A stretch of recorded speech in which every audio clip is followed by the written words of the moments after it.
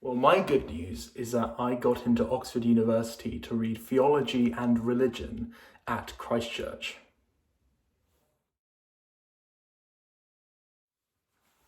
Absolutely ecstatic. I'm over the moon. There's no feeling quite like it, and especially when it's been such a long journey as it has been for me. I've applied to Oxford 5 times. This is born of both my love of Oxford and some personal circumstances. My love of Oxford sort of knows no bounds. Both the city, its dreaming spires, its people, the bustling streets filled with bicycles, it's like an academic Disneyland. But also Oxford as a university, its method of teaching, the Oxford tutorial, something that I was introduced to in my time on the John Locke Institute Gap Year course, where I was rigorously intellectually tested every week. I'd have to prepare an essay that I would read out and defend in front of a peer and a world-class academic. It was both a frightening and incredibly intellectually humbling experience, and it made me want more. I wanted to do that for the next 3 years.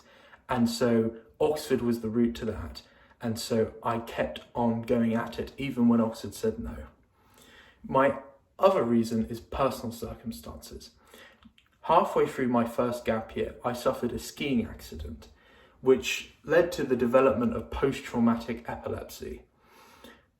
This was quite a shock for me, but it meant that I had to take quite some time to convalesce. And in that time, a period of several years, I made these applications to Oxford 4 times for PPE, philosophy, politics and economics, and 1 time for theology and religion when I was ultimately successful.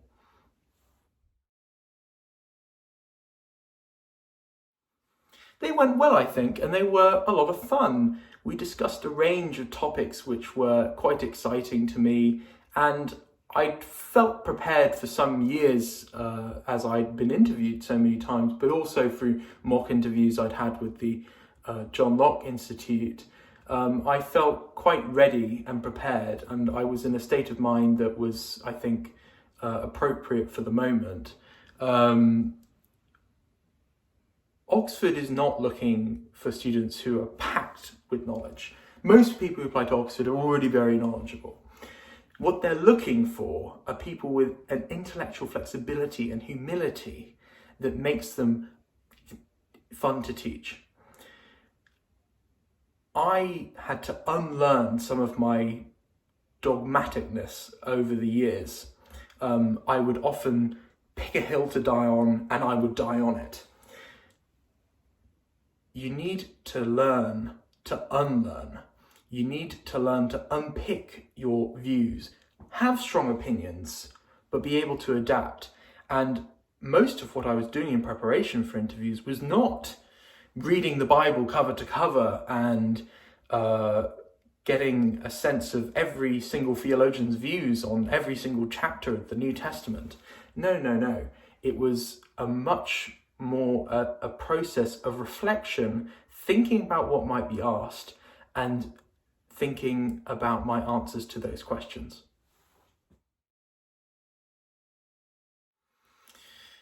It's a good question to ask because, as I said earlier, I applied for PPE 4 times and I changed to theology and religion, which to some people seems like a dramatic shift. But actually, as I came to learn about the course of theology and religion, I learned that there were actually a number of similarities between theology and PPE. One of them being their interdisciplinary nature. In PPE, you have to be a philosopher, a reader of political thought, and an economist. In theology, you have to be a historian, a linguist, to translate some biblical and other religious languages. You have to, in some cases, be an art critic, a literary critic. All of these things make the theology degree very broad. You also get to do a lot of philosophy in the theology course. And in the process of thinking maybe PPE wasn't for me, one of the key factors being that I had my mathematics skills over the years had waned in my gap years, and I felt I wasn't quite up to the standard that was required for economics. But also I started to reflect on my time at school and doing religious studies, which comprise of philosophy of religion and religious ethics. I reflected on that and realised that those were some of my most interesting classes, where I had the most interesting debates on life after death, on the nature of God, the question of God's very existence. These are fundamental questions that affect our day-to-day lives. And I think that whilst theology may seem like a lofty subject and quite sort of erudite, it ultimately is about the things that matter to people in the world. The world is overwhelmingly religious. That's not to say you need to be religious to be a theologian, however. But it is nonetheless important, given that how many people are religious in this world, to get an understanding of that belief. And so that's why I picked theology and religion. Well, Christ Church, or the House as it's called to those in the know, is, I think, the quintessential Oxford College. It is grand, it is large, it is sprawling, and it is filled to the brim with tradition and oddities and things that the outside world think are very, very strange. It is beautiful. It is the home to Christ Church Meadows, which is the main park for walking around in Oxford.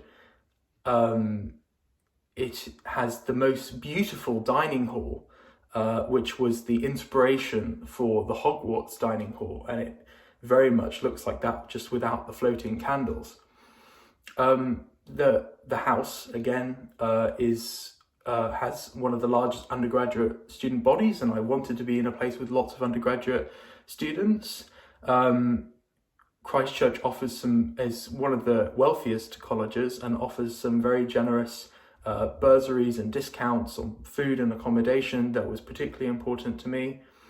But more importantly, having spent time in Oxford during the John Locke Institute gap year course at Oxford, where I would go out and enjoy some of Oxford's events. I one night went out to an event hosted by one of the political societies called Port and Policy. And after that, someone from there invited me to go into Christ Church in the middle of the night, and it was this incredibly clear evening and the stars were out, and Christ Church was closed to visitors, and it gets a lot of visitors, so it's very strange to go in there when it's closed. But it was stunning. It stood out, and I went, this could be my home. And so that feeling of thinking it's home is why I applied.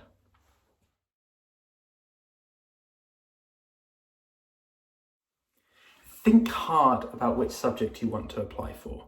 Certain subjects, or schools as they're called at Oxford, have a particular allure, a reputation, a level of prestige. Don't become intoxicated by that. What you want to do is think hard about what you really want to study. Because you might find that the subject you really want to study is actually a lot less competitive than the one with the big reputation. I often say this to people who want to study economics and management, one of the most competitive degrees at Oxford. Do you want to study economics and management because you really want to be someone involved in management and just economics alone? Or do you instead just want to get a job at Goldman Sachs? If it's the latter, you need to think again. So think hard about which subject you want to apply for. Another bit of advice I'd have, which is something that I brought up earlier, is that you need to learn to have a level of intellectual flexibility and humility.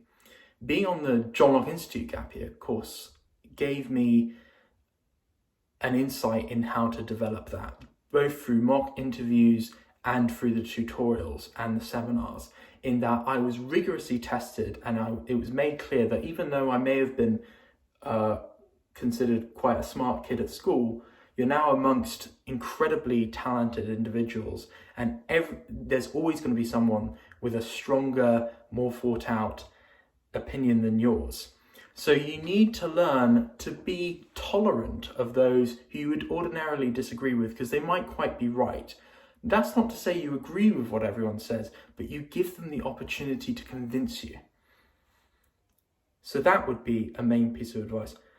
The other one is choose a college and fall in love with it, because it will help you be motivated for your application. Go to Oxford. I can't recommend that enough. Go to Oxford if you can. Go around the colleges. I guarantee you there'll be a college you walk into and you go, oh, then you know, apply there.